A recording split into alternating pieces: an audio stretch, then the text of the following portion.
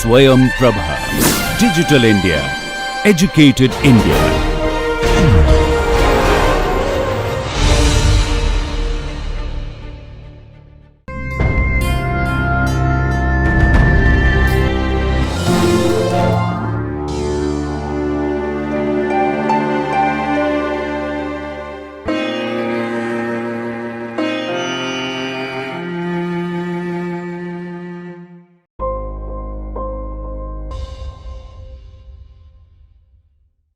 Hi, welcome to the case study classifying personal income. In the previous lectures, we've done the preliminary analysis and also we've done some data visualization in order to derive insights from the data. So from the exploratory data analysis, we've understood the data even more better before even applying any classifier models. So in this lecture, we will be looking at how to build classifier models in order to solve the classification problems. So first step of any model building is to partition the data into train and test. While solving any data science problem, it is always suggested that not to build the model using the entire data set. It's always suggested to use or to reserve some part of data to evaluate the performance on the model which the model has not seen. So we are going to be splitting the data into train and test. The usual split is 80% for train and 20% for test data. So we are going to be splitting the data into train and test using the create data partition function that basically comes from the package called caret. So I am loading the caret library. So if you have not installed the caret library earlier, you have to install the caret library in order to load it in Jupyter Notebook or RStudio. Then you have to set the seed basically to get the reproducible results. So this is to make sure that each and every time I'm going to sample the data set as train and test, I'll be getting the same set of samples as train and test. But in real time scenario, you don't have to set the seed because you just want to build a generalized model which works well for any sets of data, right? So just for the illustration purpose, I'm setting the seed just by giving a random integer number that is 1, 2, 3, which is going to be acting as a pseudo random number generator while doing the sampling. The next step, I'm just creating a copy of the data 2 data frame as data 3 so that I'll be using data 3 from now onwards. Like I said, I'm going to be using create data partition as a function to basically split the data into train and test. So let's understand how the create data partition function works. The function create data partition can be used to create balanced splits of the data. If the argument y to this function is a vector, like we've given a vector as salary status, it is a factor. The random sampling occurs within each class and it will preserve the overall class distribution of the data. To briefly give you an idea, while splitting the data into train and test, we wanted to maintain the proportion of the salary status levels as given in the original data.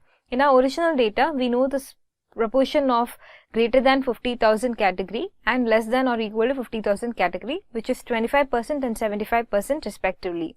We need to now ensure that while splitting the data also, we have to maintain the same proportion for the levels in salary status across train and test. So that is why we are using create data partition. So this is what called as stratified random sampling. Next argument is p is equal to 0.8, which is to indicate that 80% of the data 3 should be sampled. I've given list is equal to false just not to get the result in the format of list. And I've also saved my output to a variable called split IDs. So now to illustrate what we get out of create data partition function, I've stored it and also printed the split IDs just to understand the output or what we get out of the create data partition function. It basically gives us a list of row IDs of the samples which have been sampled from the original data. So what you have here is the 80% of the row IDs from your original data frame, that is data 3. We now have the stratified random samples in our hand, that is 80% of the data. Now we need to map it with the original data frame, that is data 3, in order to get the corresponding rows and columns of the row IDs. So I am just using data 3 and filtering based on the split IDs, and I've given that as the condition for subsetting the rows. And I've not given anything after the comma. That is, I need all the rows corresponding to the row IDs 1, 2, 3, 4 and so on and so forth till what we have under split IDs with all the column values. And I'm saving that to a variable called train. Now train becomes a data frame which has 80% from your original data, and we've mapped the data set using the split IDs. Now I want to reserve some part of data to basically evaluate my model's performance. I'm going to be taking the 20% of the data as my test data. So just by giving minus symbol before the split IDs using the same command would fetch you the rest of the 20% of the data as test. So once you've splitted your train data and test data, you can just verify the number of rows that are available in train and the number of rows that are available in test as well. So I'm just scrolling down to the end of the output. You will be able to see the number of rows in train. From the data3 data frame, I've sampled 24,131 observation as my train data, and I've stored 6,031 observation as my test data. So that we'll be able to build a model using the train data where we will have both input and the output variables. And the end objective of the model building is to use it for the future purpose when we don't have the salary status. So in that case, we are going to be assuming that test data won't have the salary status with us, and we will be predicting the salary status of an individual using the model that we've built on the train data. That is where we'll be using the test data frame, and we will be verifying how close we were able to predict it with reference to the actual class. So now we've split the data into train and test using create data partition function. Now it's important to check the proportion of the categories under salary status across the datasets that we have now. So let's just start with checking the proportion of the levels of the salary status in the original data. So I'll be using the prop.table function, inside which I've used table function, which actually gives me the number of observations that are available under each categories. And in order to interpret the numbers in terms of proportion, you can use the prop.table over table function. By using the round function, I'm rounding off the digits to 2 decimal places, and I'm also converting the values to percentages by just multiplying the whole output with 100, so that you will be able to interpret the output in terms of percentages, right? So here is the output for the original data. So 25% of the original's data corresponds to the salary status greater than 50,000. 75% of the individual salary status is less than or equal to 50,000. Similarly, we are checking the proportion of the salary status in the train and test data as well using the same command, where we have just replaced the data frames alone. Instead of using data3, we've used train data here and test data here. So you can see that we've retained the proportion across all the data sets with respect to the salary status, right? So just to make sure this, we've used the stratified random sampling, because in the regression problems, it is enough to just do the simple random sampling and then go with the random samples as train and test.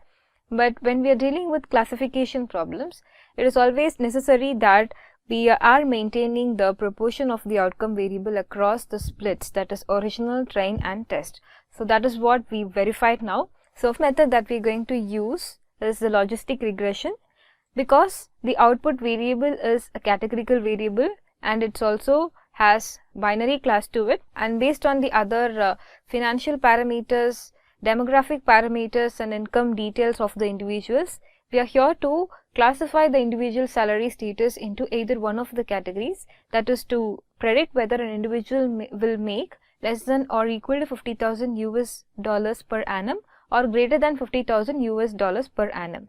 So the R function GLM can be used to build generalized linear model.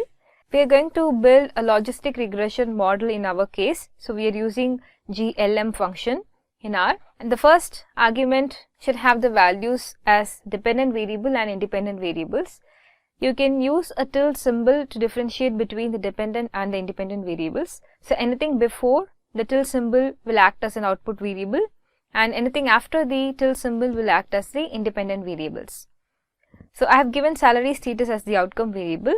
In order to include all the predictor variables available in the dataset, I've used just a dot after the tilde symbol. Otherwise, you can add each and every variables followed by a plus symbol.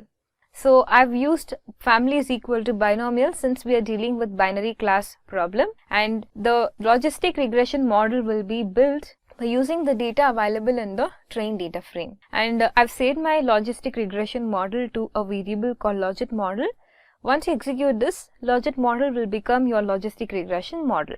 You can see a warning message saying glm.fit fitted probabilities numerically 0 or 1 occur.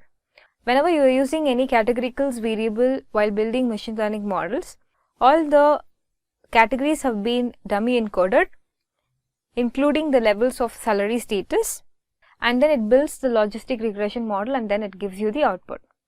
So in our case, let's see how the R has encoded the levels of salary status so that it will be easier for us to interpret the output in the future codes.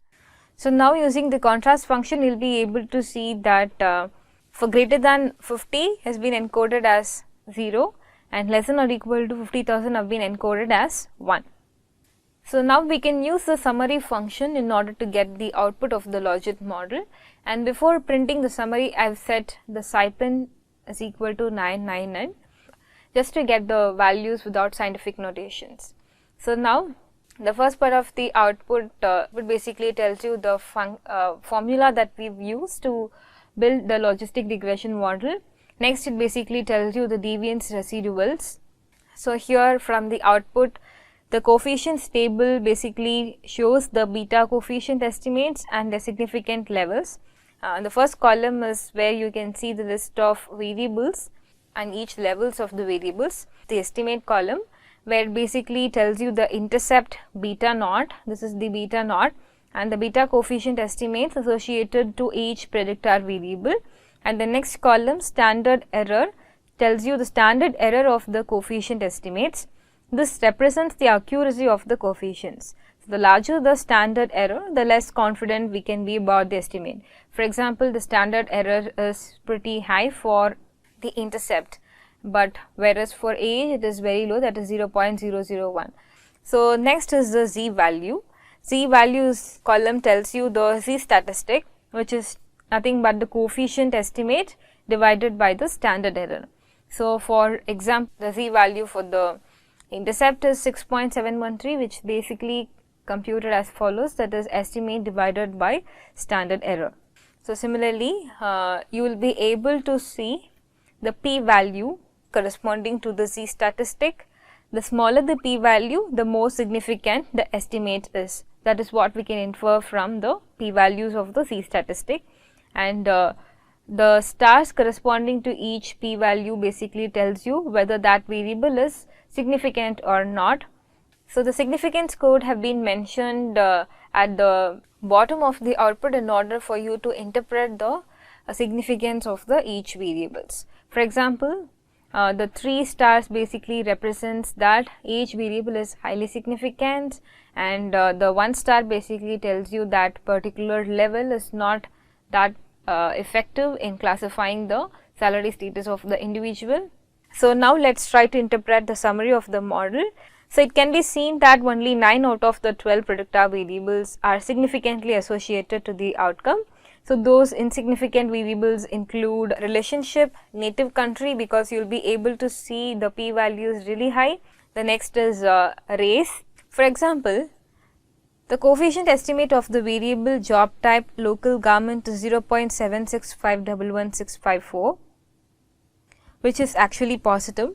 However, the coefficient of the variable age is minus 0.02512809, which is negative. This means that an increase in age will be associated with a decreased probability of salary status being less than 50,000.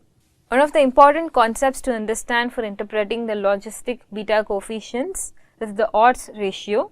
An odds ratio basically measures the association between the predictor variable and the outcome variable that is y. For a given predictor, say x1, the associated beta coefficient b1 in the logistic regression function corresponds to the log of the odds ratio of that predictor. So from the logistic regression results, it can be noticed that some variables like relationship, race, native country are not statistically significant. Therefore, they can be eliminated from the model in order to improvise the model's performance. Before removing the insignificant features from the model, it's time to make the predictions using the test data in order to evaluate the performance of a logistic regression model. First, we need to predict the class membership probabilities of observation based on the predictor variables. And then we have to assign the observations to the class with highest probability score, say for example 0.5. In order to do the first step, I am just predicting the logit model onto the test data frame, where I am excluding the output variable from the test, and I have given type is equal to response, and also I am saving the probabilities to a variable called probabilities itself, and then I have printed the probabilities. The probabilities basically refers to the class dummy coded as 1. So, basically in the output, the first row basically tells you the observation ID, that is sample ID. The second row represents the probabilities that refers to the class dummy coded as 1. In our case, that is less than or equal to 50,000 category. So, how to interpret this probabilities? So, when you consider the 7th observation, the probability of that observation being the salary status as less than or equal to 50,000 is 0.83. Similarly, for the 13th observation, the probability of seeing that observation's salary status less than or equal to 50,000 is 0.7. So, similarly, you will be able to interpret the response in terms of probabilities. That is what we've got from predicting the model on test. So, once we predicted the class membership probabilities based on the predictor variables, we can assign the observations to the class with the highest probability score. That can be done by fixing a cutoff. So, plot ROC curve to basically finalize your cutoff value. I'll be plotting ROC curve using the library called PROC. If you have not installed PROC earlier, you can install the PROC package and then load it in Jupyter Notebook or RStudio. Now, we will be plotting the ROC curve to finalize the cutoff value. Before plotting the ROC curve, let us just first understand what ROC curve is and how we are going to use that to basically finalize the cutoff value. Basically, ROC is an abbreviation for a receiver operator characteristic curve. It is basically a graphical plot which is used to show the diagnostic ability of the binary classifiers, and it is basically a plot of true positive rate against the false positive rate.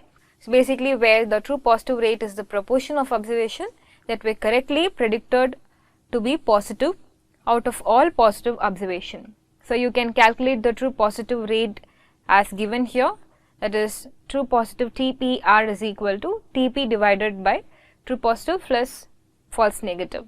Similarly, the false positive rate is just the proportion of observations that are incorrectly predicted to be positive out of all negative observation. So, you can calculate the false positive rate using this formula, where FPR is equal to FP divided by true negative plus false positive. So, basically the ROC curve shows the trade-off between the sensitivity and specificity. So, classified that give curves closer to the top left corner indicate a better performance. The closer the curve comes to the 45-degree diagonal of the ROC space, the less accurate the test is. In our case, it is pretty much away from the 45-degree diagonal. So, we can say that the performance of the model is good. So, we are choosing the cutoff value as 0.5 to basically categorize the individuals into two groups based on their predicted probabilities. So, in order to do that, we are going to convert the probabilities to classes or levels with cutoff as 0.5, and the following R code categorizes the individuals into two groups based on their predicted probabilities of salary status. Wherever the individuals probability is above 0.5, we are going to classify them as less than or equal to 50,000. Otherwise, that is, if the probability is less than 0.5, then we are going to consider the level as greater than 50,000. So, how can we do that? We can use a simple if-else function where the first condition is given here. Wherever the probability value is greater than or equal to 0.5, assign the observation as string values, which is less than or equal to 50,000. If this condition is not satisfied, which means the probability is less than 0.5, then that particular observation will be labeled as greater than 50,000. And I am also saving that output to a new variable called y hat in the test data frame. I am also printing the y hat of the test data frame, where you will be able to see that we have given labels to each of the observations. So now we have categorized the individuals into two groups based on the predicted probabilities. So next thing is to evaluate the performance of the model using confusion matrix. So I am going to load a library called caret in order to use the confusion matrix function from the caret library. When you encoded the probability value as categories and then saved it to a new variable, if you check the structure of test data frame, the y hat's data type would be CHR, which represents character. It is not actually factor as salary status variable, it is actually been read as character data type. In order to create the confusion matrix, basically this y hat should be converted to factor variable. So I am just doing that in the second step, as dot factor of y hat of the test data frame, and I am just where I have just converted the character variable to factor variable. I have saved it to same variable in the same data frame itself, and now the y hat is also factor variable. So you will be able to use them as confusion matrix input values, right. So basically the confusion matrix is nothing but the tabulation of the how many of them have been classified properly with reference to the actual class, and how many observations have been classified wrongly with reference to the actual class. So the input to the confusion matrix is nothing but the predictions and the actuals. So the output of the confusion matrix basically gives you an output like this, where you have the prediction in rows and the actuals in columns. So in predictions you have greater than 50,000, less than or equal to 50,000, and in reference actually refer to the actual levels, that is salary status. So it basically also has greater than 50,000 and less than or equal to 50,000. 909 observations have been properly classified, that is it's actually greater than 50,000, and we've also predicted it as greater than 50,000. So 909 observations have been properly classified with respect to the greater than 50,000 category. But whenever the actual class is greater than 50,000, we have predicted 592 observations as less than or equal to 50,000 category, which is these samples are basically misclassified samples.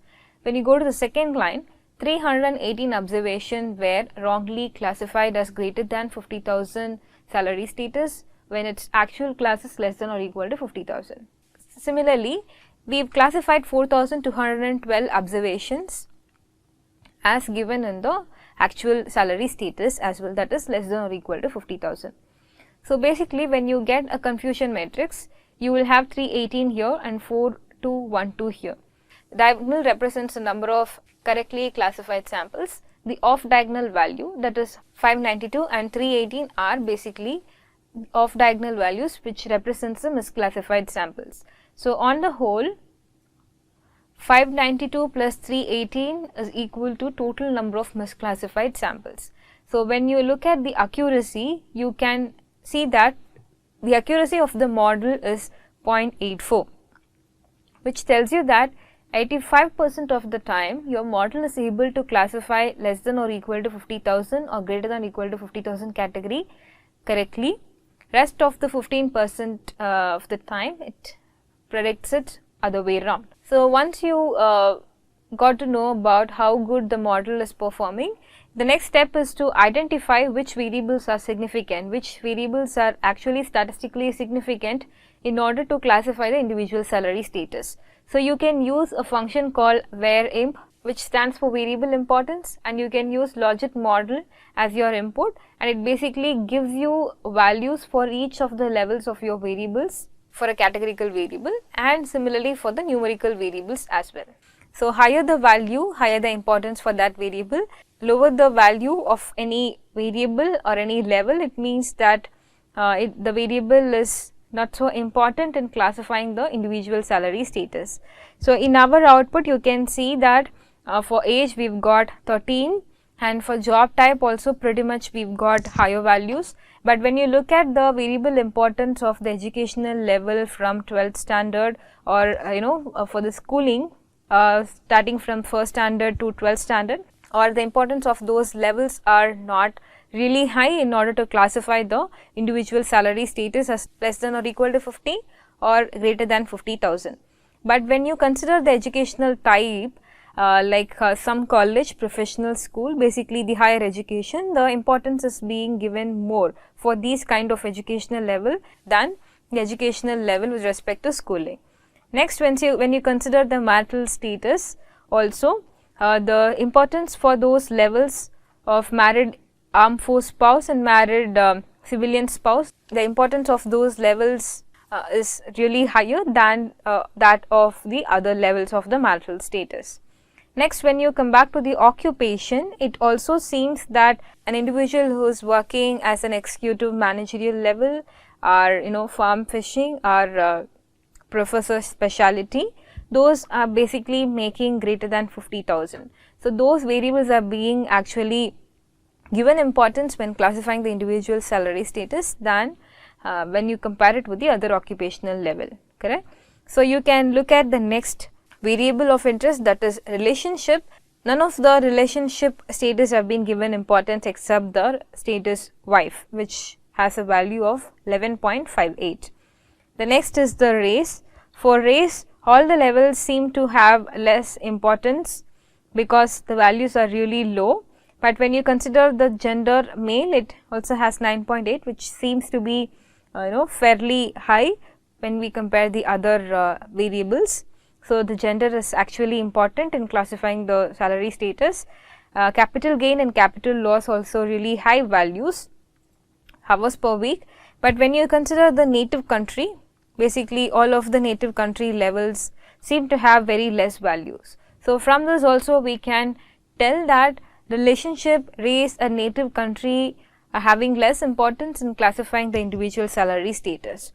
So, you can also recall the facts that we derived from the exploratory data analysis part, where we have seen that these variables doesn't have significant effect on the salary status as well. So, that is what we got from the output of the logistic regression model as well.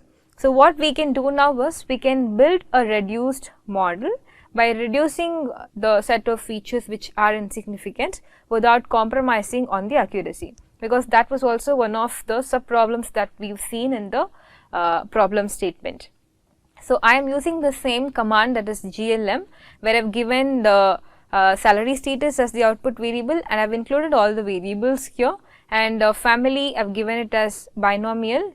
I have excluded these independent variables while I am giving the trained data as the data. So, basically I have removed the variables corresponding to 6th column, 7th column and 12th column, which are race, relationship and native country. So, this means that I am building a reduced model with these reduced set of features. So, now let us look at the performance of the reduced model. I have again done the same steps, where I have predicted the logistic regression model onto the test data frame and saved it as logist predict 2, and also using the same cutoff value I have categorized the individuals into less than or equal to 50,000 and greater than 50,000 categories and saved my output to a new variable called y hat reduced in the same test data frame itself. I have also printed the y hat reduced, predicted salary status from the reduced model. I have printed those and shown the output here. I am just checking the structure of the predicted salary status from the reduced model. It turns out to be character variable, and then I am changing that to factor variable and then printing the confusion matrix and variable importance of the reduced model.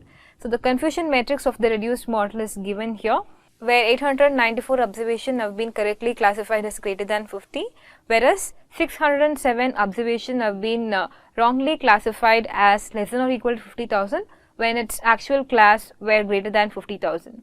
Similarly, 322 observations have been wrongly classified as greater than 50,000 when its actual class is less than or equal to 50,000, but 4,208 observations have been correctly classified as less than or equal to 50,000 salary status, and your accuracy turns out to be 0.846 which is not drastically reduced from the previous model where we've included all the variables. We're able to capture the same performance using the reduced set of variables as well. So instead of using all the variables, it can be seen that we can also use 9 variables, which will also be helpful in the data collection part. By having this reduced model, it will be easier for us to classify the individual salary status for a new individual. We'll be able to classify them with accuracy 0.85. So I've also checked the variable importance of those variables. So with this, we've built 2 logistic regression models, one with all the features and the other with reduced set of features. So with this, we can conclude that instead of having all 12 variables, we can also go ahead with 9 variables in order to classify the individual salary status.